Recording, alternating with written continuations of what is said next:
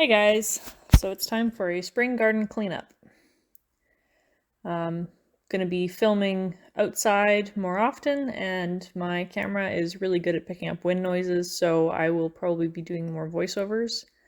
That also frees me up to just get on with working and then add the audio later, so the video should be more seamless and hopefully more brief.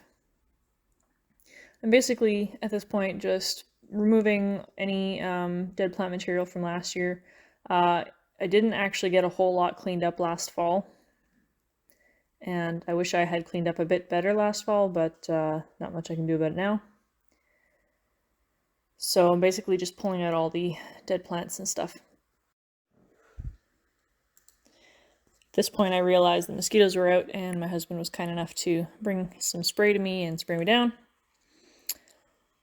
And yeah, so I'll basically be removing all the dead plant material and taking out all of the plant supports. I moved the A-frames for the tomatoes to the bed that the tomatoes are going to be in this year, and just tried to generally do a cleanup.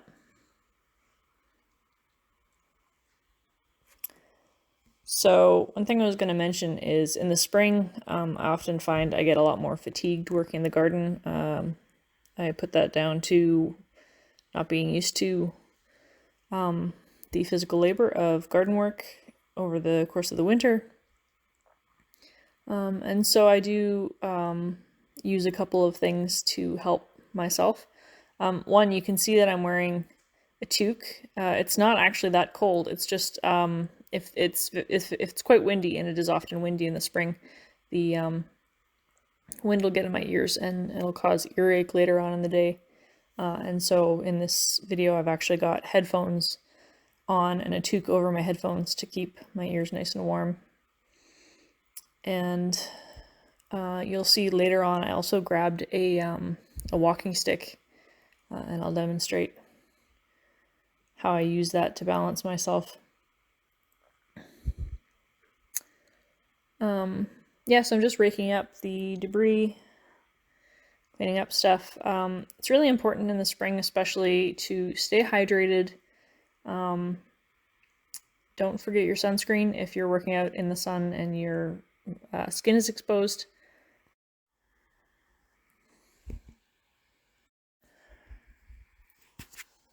Also make sure that you stay hydrated and that you take plenty of breaks.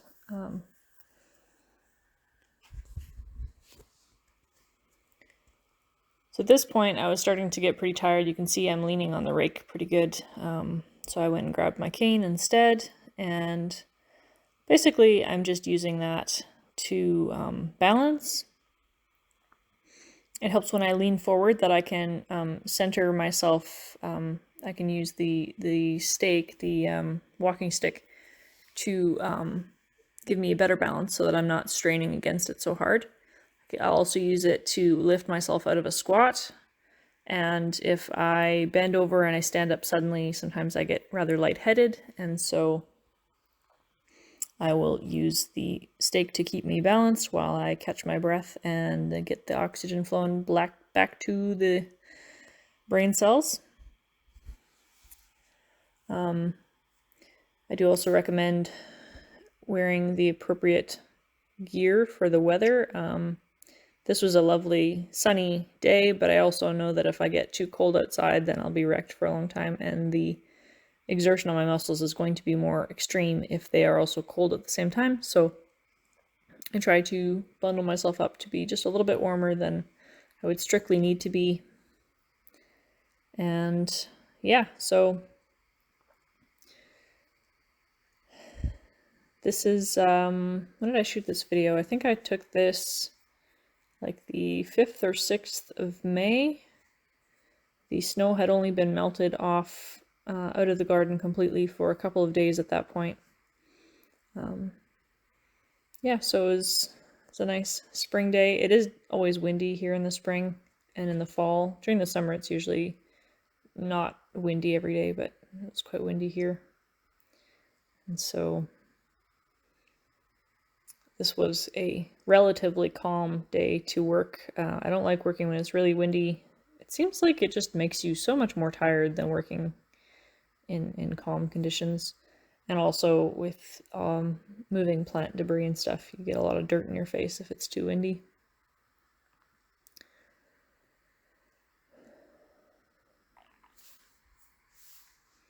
Next year I want to be a little bit more proactive with cleaning up the low-lying plants and stuff. I did notice a couple of small mouse nests, you know, hiding under some kale and stuff like that. So I want to do a better job of cleaning that up next year.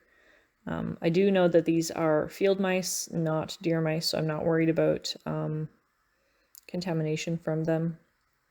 I do also have a couple of neighborhood cats that have been doing an excellent job of patrolling every day. And so I think they're taking care of the mouse population pretty well on their own, but I wanted to make sure that next year my garden isn't quite so well inhabited by the mice. And my husband is just helping.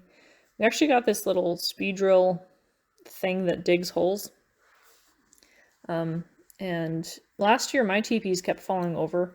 No matter how I tried to anchor them down, they just kept falling over.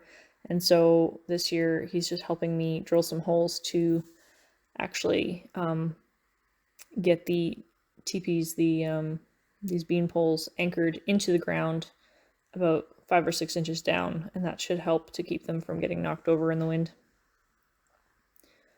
I need to replace a couple of mine. One of them was a bit scrawny and the wood was getting rather brittle, so that one's getting replaced. The unit in the center of the garden, right between you and the wheelbarrow, is a sort of garden obelisk thing that I built last year, and it's going to go into the wildflower patch to give the birds somewhere to perch. And we'll be doing the same thing, just drilling a couple holes in the ground and embedding the legs of the structure into the ground to keep it solid. I also want to build some more, I like to build some arches for the garden this year to grow some of the vining beans and stuff on. I just think it's really beautiful, and it's a great opportunity to have climbing crops that also serve a beauty aesthetic function as well as being productive. So I'll be doing that later on. I'm going to do a video yet on all of the different kinds of structures that I use and or build. The majority of the structures that I have for plants to climb on and stuff are homemade. Again, we made an agreement with the landowner of the field behind the garden there that there was a section of poplar that was creeping onto his property more and more into the field that we talked to him about it, and he was okay with us cutting that stuff down. And so I've been using that for building these raised beds. As you can see, they're sort of a woven, I think it's called wattle style raised bed, and some of the dirt obviously leaks through because it's a fairly loose weave, but I don't find it problematic. Last year was actually really helpful because they drained really well, whereas the rest of the garden kind of stayed soggy for a lot of the year with so much rain.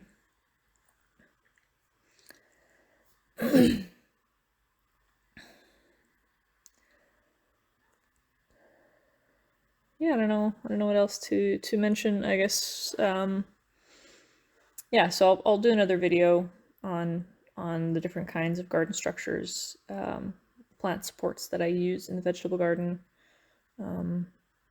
I've got a video coming on just a full video tour of the garden and yard before everything starts growing.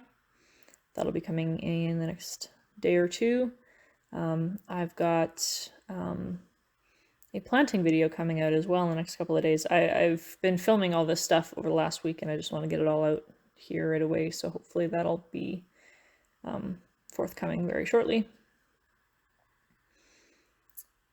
And I also managed to, and you'll see a video of this as well soon, to plant out cabbage and onions. they can handle a pretty solid frost. Last year they handled, they got a couple of -7 degrees Celsius frosts, and they were quite healthy at that point. And as you can see here, the some of our garden structures were still frozen into the ground. The ground hadn't quite thawed at that point. It is now thawed, and I did check the soil temperature before I planted out. And there will be another brief video on soil testing for nutrients, pH, and also talking about how I use a soil thermometer to determine when to sow things. So yeah, that's about it. I'll let you just enjoy the rest of this video. There should be plenty more videos to come, and I'll see ya.